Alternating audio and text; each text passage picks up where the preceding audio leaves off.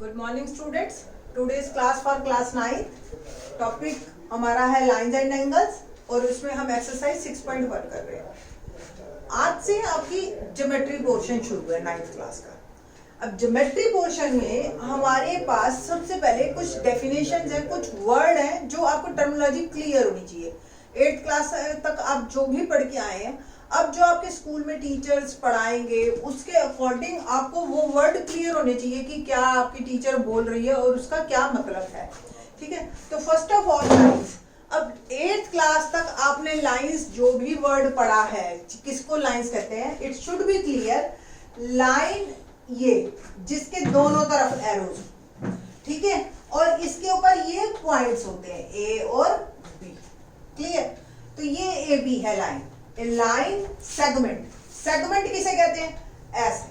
अभी है तो ये भी ए बी, इसमें और इसमें फर्क क्या है, ये लाइन है और ये सेगमेंट है। लाइन सेगमेंट, ये लाइन का एक टुकड़ा है और ये पूरी लाइन है। Line can be extended from both ways. Line उसको ही कहते हैं जो दोनों तरफ से चलती है। ठीक है, दोनों तरफ उसके एरो होना जरूरी है। अगर सपोज आप कह रहे हो इसमें दोनों तरफ एरो नहीं है, ये दोनों तरफ से बंद है, इसकी आप फिक्स ले सकते हो। Take a line segment of 5 centimetre. जब कंस्ट्रक्शन आप करेंगे तो उस टाइम पे, तो जब आपने फिक्स दे दिया ना 5 सेंटीमीटर, फिर आप उसको लाइन नहीं कह सकते, वो लाइन सेगमेंट है। ठीक ना, एक वर्ड और है कि अगर एक तरफ एरो हो और एक तरफ पॉइंट हो तो इसको हम कहते हैं रे। क्या कहते हैं, रे। तो रे जो है वो एक्सटेंड होता है बट वन साइड से। अब अगर ए बी रे कहा मैंने तो इट मीन्स ये बी से एक्सटेंड हो रहा है। ए से चला और बी से पहुंचा, और बी ए कहा तो बी से चला और ए पे से एक्सटेंड हो रहा है। Is it clear all of you what is the line, line segment and रे। थोड़ा सा हिंदी में भी बात कर लेते हैं इसके बारे में। तो लाइन को हम कहते हैं रेखा, लाइन सेगमेंट को रेखाखंड। आपको ही पता चल गया, रेखाखंड यानी कि रेखा टुकड़ा, रेखा का टुकड़ा। और अगर एक तरफ एरो है यानी कि रे, रे को हम हिंदी में कहते हैं किरण। ठीक है, तो ये आपके टर्मिनोलॉजी है, आपको क्लियर होनी चाहिए। नेक्स्ट डेफिनेशन हमारी जो है वो है कोलिनियर पॉइंट्स। कोलिनियर पॉइंट्स किसको कहते हैं, ये वर्ड आपके आज से 9th क्लास से शुरू हुआ और आगे तक जाएगा जहां तक भी आप मैथ लेंगे। 3 और मोर देन 3 पॉइंट्स, 1 2 3, अगर एक ही लाइन पे है 3 या 3 से ज्यादा पॉइंट, ठीक है, तो lies on the same line then they called collinear points. अगर नहीं है, जैसे 2 ये है, एक यहाँ है, 2 ये है, एक यहाँ है, ये एक लाइन पे नहीं है, ठीक है, then they are called non collinear points. ठीक है, if 3 or more than 3 point lies on the same line then they are called collinear points, otherwise they are called non collinear points। Clear है ये बात आपको।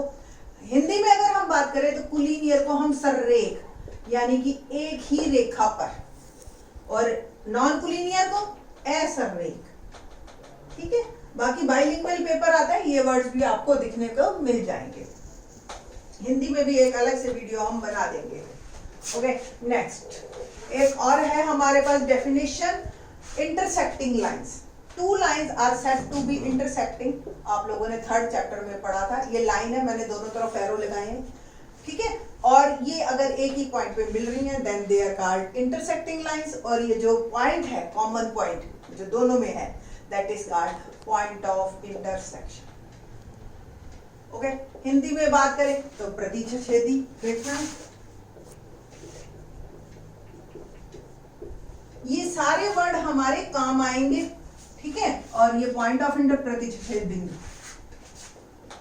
प्रतिच्छेद बिंदु। Okay, तो ये हमारे पास ये सब चीजें हमारी काम आएंगी। नेक्स्ट इसके बाद जो है हम लोग लेंगे एंगल। नाउ बात करते हैं कंकरेंट लाइंस की। कंकरेंट लाइंस किसे कहते हैं हम, 3 और more lines intersecting at the same point. Suppose देखिए ये एक लाइन है, एक ये लाइन है, एक ये लाइन है, 3 लाइनें किसी भी एक पॉइंट से गुजरे या उससे ज्यादा, तो ये सारी लाइंस कहलाती हैं कंकरेंट लाइंस। इसके बाद नेक्स्ट है हमारा parallel lines. Parallel lines in the same planes which do not intersect when produced on either side.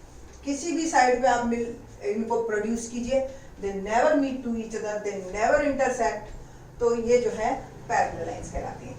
ये सब आप पहले पढ़ चुके हैं। एंगल्स के बारे में बात करते हैं। पढ़ तो आपने सब कुछ रखा है, but definition should be clear, ठीक है। An angle is the figure formed by the two rays, ये एक रे है, ठीक है, ये ए और ये बी, ठीक है। एक रे ये है with the same initial point. अब उस रे में दोनों में कंडीशन क्या है कि initial point should be same, ठीक है।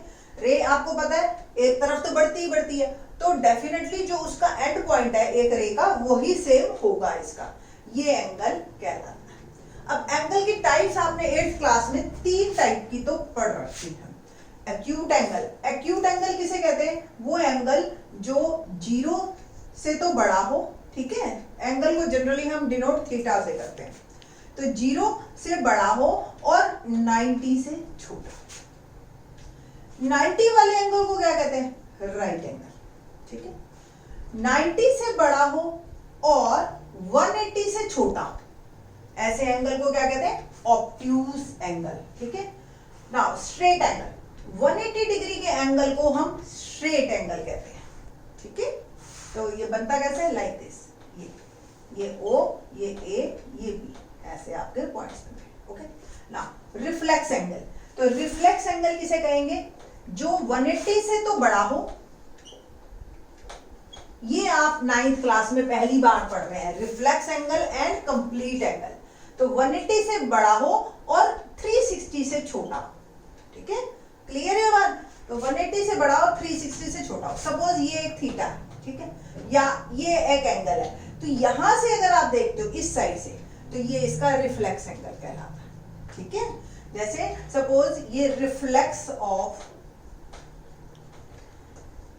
BAC, ये वैसे नॉर्मली आप इसका नाम क्या देते हैं? BAC, और ये बाहर वाला रिफ्लेक्स ऑफ BAC। तो हमेशा रिफ्लेक्स वर्ड आते ही इट शुड बी क्लियर कि एंगल 180 से बड़ा होगा और 360 से छोटा होगा, तो ये बड़े वाला ही आएगा, ओके, ठीक है।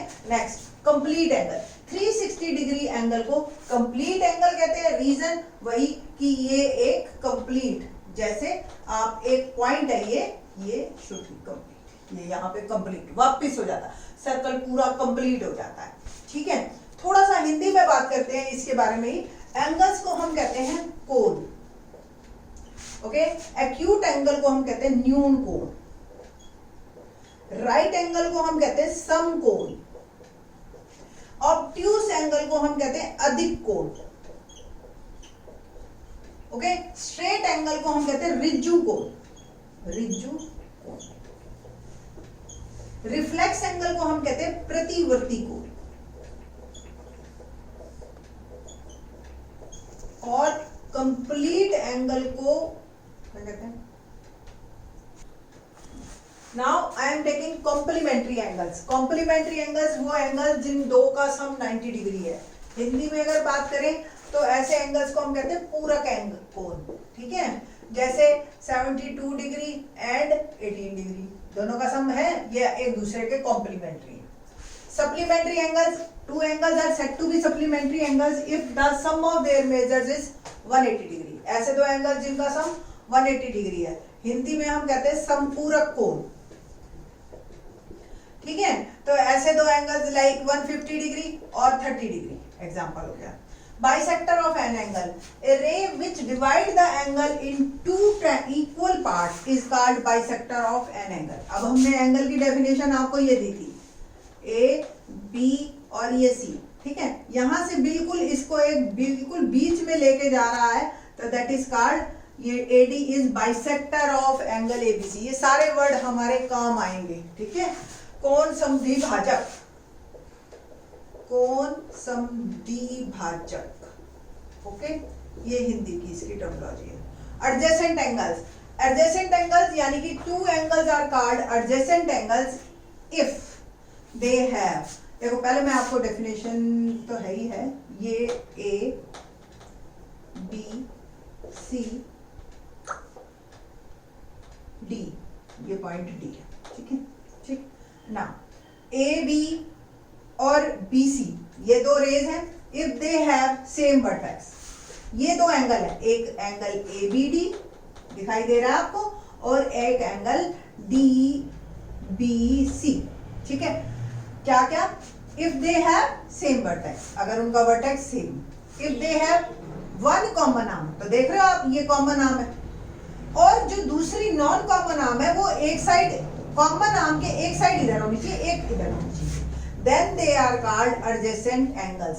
स्टूडेंट्स को एडजेसेंट एंगल्स जो देखने की आदत होती है वो लाइक दैट ऐसे होती है, ये 1 ये 2, बिल्कुल एग्जैक्टली आप लोग, आप ये कहो कि जी ये मेरे नेबर में है, ठीक है, और ये मेरी सोसाइटी में है, दोनों बातों में फर्क है। नेबर हम सिर्फ उसी को कहते हैं जिसके साथ आपके मकान की दीवार मिलती है, कॉमन, ठीक है, वॉल, ठीक। अदरवाइज बाकी सारे ठीक है, आपकी सोसाइटी में, आपकी लोकेलिटी में वगैरह वगैरह, ठीक, लाइक दैट। तो एडजेसेंट एंगल्स वो जिनकी एक आर्म कॉमन, और जो नॉन कॉमन आर्म है वो वर्टेक्स के एक, जो कॉमन आर्म है एक इस साइड होनी चाहिए, एक इस साइड, ये नहीं कि दोनों एक साइड कर दी तो वो फिर ये ऐसे हो गया, जैसे आप कहो जी कि ये तो ये एक और एक ये भी एडजेसेंट है, नहीं, इसमें कॉमन आर्म ये है तो ये दोनों एक ही साइड में हो गए, तो ये तो एक इसका पार्ट हो गया है ना, तो ये ऐसे ही ये नॉन कॉमन है, ठीक। तो एडजेसेंट एंगल्स हम उसको कहते हैं जिनके जो है ये तीन कंडीशंस को जो फुलफिल करते हैं, ठीक है। Now linear pair of angles, linear pair of angles क्या होता है? एक ऐसी दो एडजेसेंट एंगल्स जिनकी जो नॉन कॉमन आर्म्स हैं वो एक स्ट्रेट लाइन है, ठीक है। तो ऐसे ये जो दो एंगल है इन दोनों का सम क्या होगा? 180 डिग्री, ठीक है। तो इस तरह के एंगल्स को हम 180 डिग्री कहते हैं। ये एडजेसेंट एंगल्स ऐसे हैं, if the non common arms of two adjacent angles form a straight line then these angles are called linear pair of angles, okay। और हिंदी में अगर आप इसको कहें तो रैखिक युग, रैखिक युग, कैसे? युग मतलब जोड़ा, रैखिक मतलब एक ही रेखा पर बना हुआ, एक रेखा और इसके ऊपर दो कोण, तो इसको हम कहेंगे इन दोनों का सम 180 डिग्री होता है हमेशा, और these are called रैखिक युग। वर्टिकली अपोजिट एंगल्स, डेफिनेशन को एक बार पढ़ लीजिए। Two angles are called a pair of vertically opposite angles if their arms form two pairs of opposite rays। क्या मतलब हुआ opposite rays का? एक ये, एक ये। अब आप कहोगे ये तो लाइन है, ये रे नहीं है। अब मैंने सपोज ये एक पॉइंट बना लिया, ठीक है। एक ये एंगल A B C, ध्यान से देखो एंगल AOC दिखाई दे रहा है, बाकी सारा भूल जाओ। ये दो रेज हैं OA एंड OC, ये एक एंगल हो गया। सेम इसका, इसकी अपोजिट रे क्या होगी? OA की OB, है ना। तो BOD, OC की अपोजिट रे क्या है? OD। तो ये दो एंगल्स जो है वर्टिकली अपोजिट एंगल्स कहलाते हैं। Is it clear? Vertically opposite angle जो जिनका वर्टेक्स सेम हो और रेज अपोजिट हो। अब बच्चे कह देते हैं मैडम एक तो ये ले लिया मैंने, ठीक है, एक ये और एक है। अब ये नहीं है, आप सोचो कि ये हो और ये होगा, नहीं, ओके। सिमिलरली ये भी है आपका, ये और ये दो भी आपस में सेम होंगे, इक्वल होंगे। सपोज ये 70 डिग्री है तो ये भी 70 डिग्री है, ये 110 डिग्री है तो ये भी 110 डिग्री है, ठीक है। रीजन वही कि ये एक एंगल वर्टेक्स सेम है इन दोनों का और ये रेज इनकी अपोजिट है, ठीक है। That's why these are called vertically opposite angles. अब इसको हिंदी में क्या कहते हैं? शीर्षाभिमुख कोण, शीर्षाभिमुख कोण, vertically opposite angles, like that, ठीक। तो रेज सेम होनी चाहिए, अपोजिट होनी चाहिए और वर्टेक्स सेम होना चाहिए, then they are called vertically opposite angles, ठीक है। मोस्टली क्वेश्चन में हम BOA लिखते हैं, तो हिंदी वाले बच्चे भी यही लिखते हैं और टीचर समझेगी। डोंट वरी अबाउट इट कि मैडम नहीं समझेगी, मैडम बिल्कुल क्लियरली समझेगी आपकी, ठीक है। तो आप अगर इसको इंग्लिश में यूज करते हो तो वेल एंड गुड। जो बच्चे खासतौर से 11th में मैथ लेंगे वो तो इंग्लिश में ही यूज करें, इस टर्मिनोलॉजी को अपनी आदत डाल ले। एक वर्ड और है ट्रांसवर्सल, मैंने उसकी डेफिनेशन नहीं लिखी, बस सिंपल ट्रांसवर्सल क्या है, सपोज कोई दो लाइनें हैं और एक लाइन उनको दो लाइनों को तीन लाइनों को काट रही है, then this line is called transversal line. Okay, तो ये जो है आपकी ट्रांसवर्सल लाइंस होती हैं। और त्रियक रेखा, हिंदी में क्या कहते हैं इसको, त्रियक रेखा। Now I am doing question number 1 exercise 6.1। Figure आपको बुक में ये दिखाई दे रही हो, ठीक है, और ये क्वेश्चन एक बार पहले एक्सप्लेन करते हैं फिर बात करेंगे। Line A B and C D intersect at O. देखो वैसे बेस्ट तरीका पता क्या रहता है, फिगर जो बनी हुई है वो तो बच्चे क्या करते हैं कि मैम ड्रॉ कर रहे हैं, ड्रॉ मत करो, उसको पढ़ो और फिर बनाओ।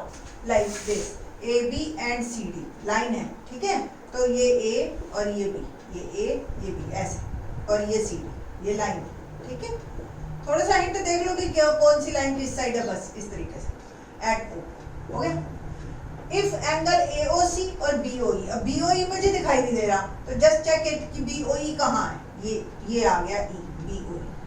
इन दोनों का सम आपको 70 दे रखा है और एंगल BOD भी दे रखा है आपको 40 डिग्री, ठीक है। आपको क्या क्या निकालना है, एक तो BOE निकालना है यानी कि ये, ठीक है, और एक निकालना है रिफ्लेक्स ऑफ CO, यानी कि ये COE है तो बचा हुआ सारा रिफ्लेक्स ऑफ CO।